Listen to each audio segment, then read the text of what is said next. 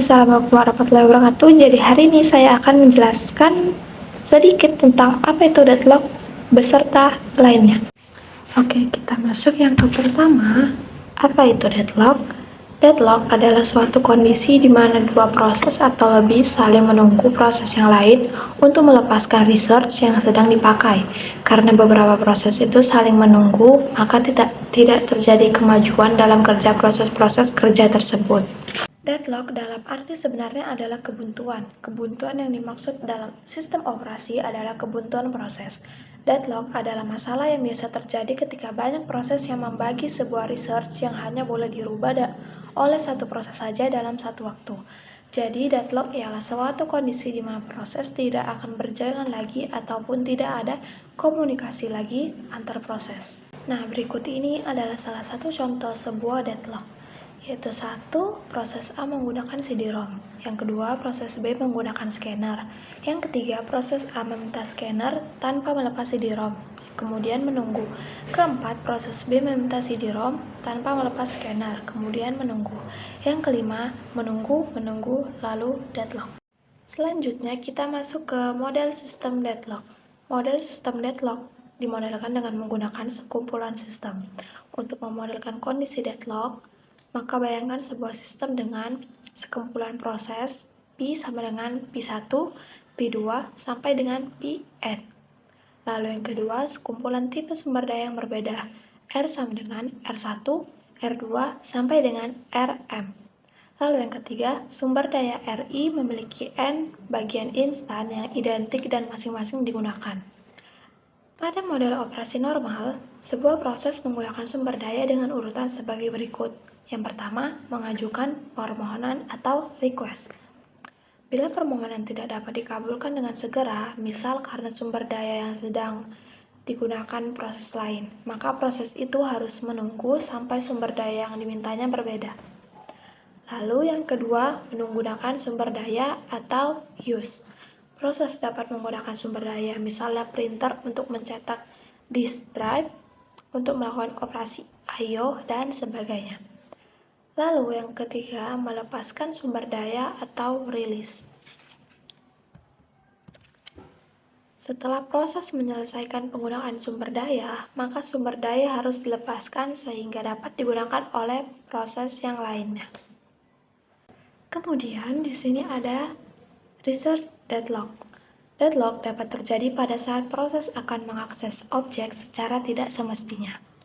Objek tersebut dinamakan sumber daya. Sumber daya tersebut ada dua jenis, yaitu ini di sini yang pertama ada printable, lalu yang kedua ada non-printable.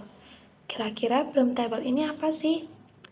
Printable ini dapat dikatakan jika sumber daya tersebut dapat diambil atau dilepas dari proses yang sedang memakainya tanpa memberi efek apapun pada proses tersebut. Sumber daya ini tidak habis dipakai oleh proses manapun. Tetapi setelah proses berakhir, sumber daya ini dikembalikan untuk dipakai oleh proses lain yang sebelumnya tidak kebagian sumber daya ini.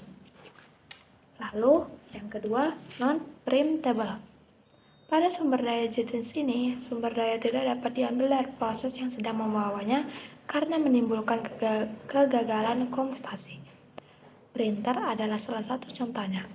Jika suatu proses sedang menggunakan printer untuk mencetak sesuatu, maka printer tersebut tidak dapat diambil untuk mencetak sesuatu dari proses lain.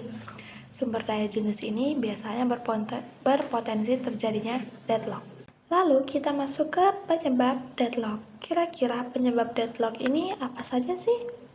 Sebenarnya deadlock itu akan terjadi apabila syarat-syarat dari deadlock tersebut terpenuhi.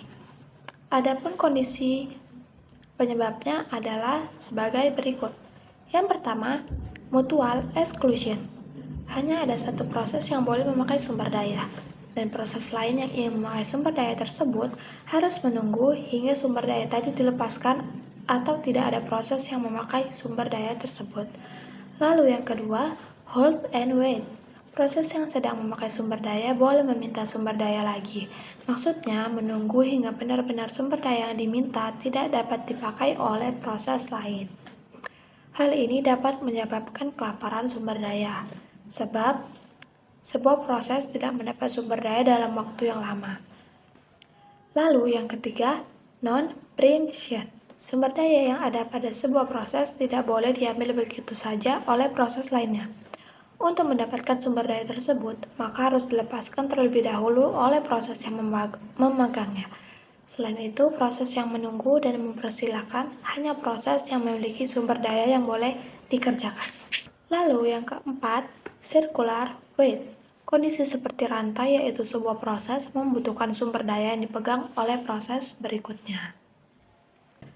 Lalu selanjutnya kita masuk ke solusi deadlock. Deadlock adalah masalah yang biasa terjadi ketika banyak proses yang membagi sebuah pendapat yang hanya boleh dirubah oleh satu saja dalam satu waktu.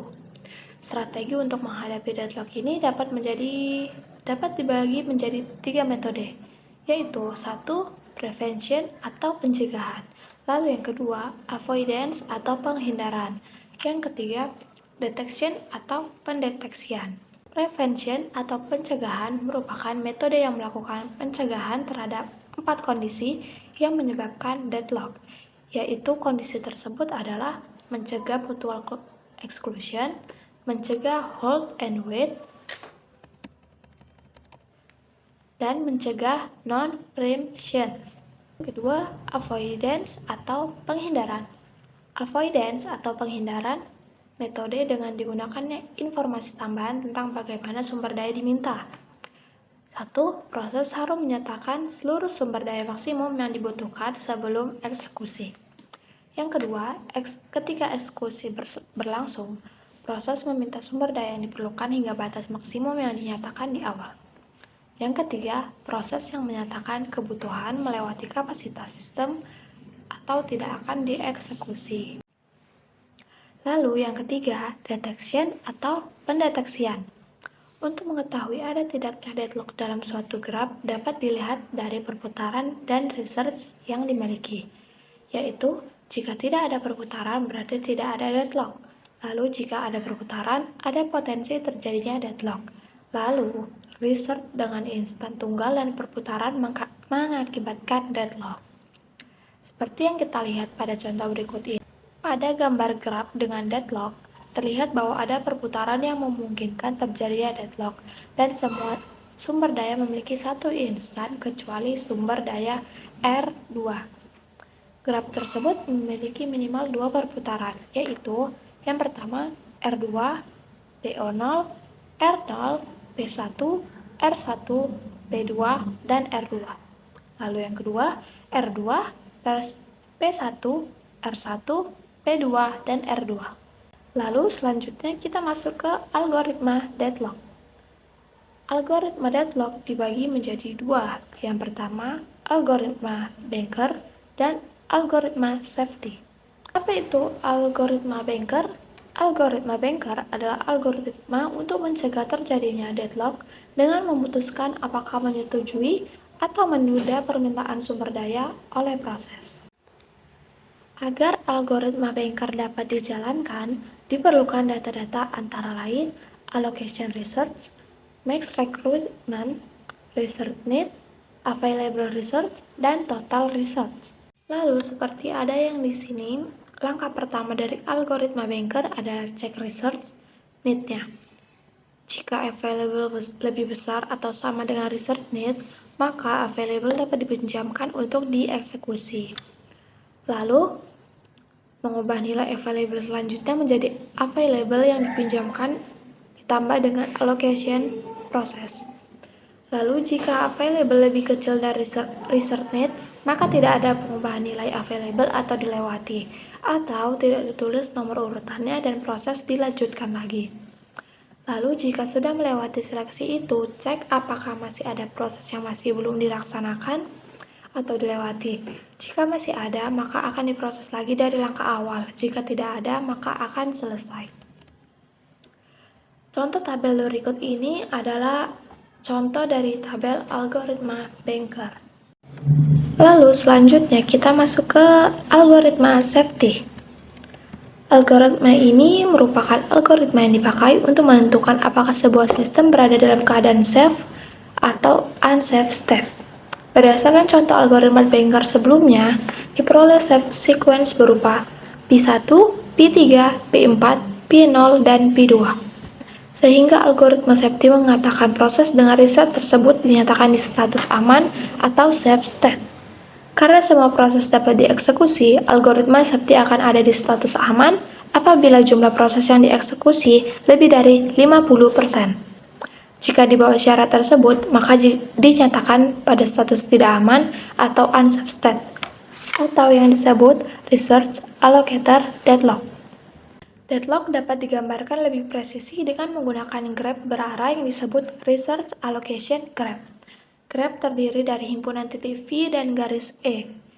Himpunan titik vertex atau V dibagi menjadi dua tipe, yaitu himpunan proses yang aktif pada sistem P sama dengan P1, P2 sampai dengan Pn, dan tipe sumber daya pada sistem R sama dengan R1, R2 sampai dengan Rm. Lalu yang terakhir, kita masuk ke research allocator graph. Untuk menghindari deadlock pada sistem yang hanya mempunyai satu anggota untuk setiap tipe sumber daya, dapat digunakan algoritma research allocation graph.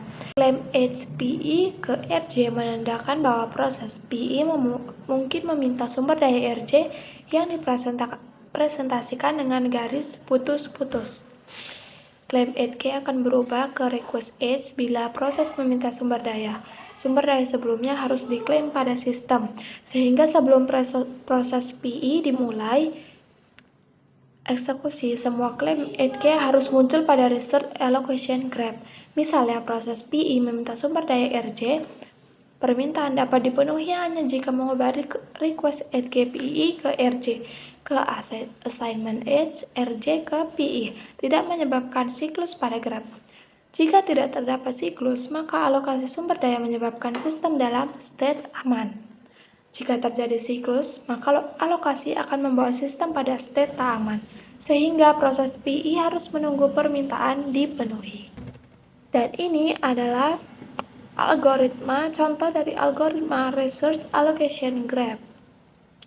Untuk menggambarkan algoritma ini, perhatikan research allocation graph. Misalnya, P2 meminta R2, meskipun R2 bebas, tetapi tidak dapat dialokasikan untuk P2, karena akan menyebabkan siklus pada graf. Siklus menandakan sistem dalam state tak aman. Jika P1 meminta R2 dan P2 meminta R1, maka terjadilah deadlock. Dan sekian yang bisa saya sampaikan. Jika ada salah kata, mohon dimaafkan. Sekian dan terima kasih.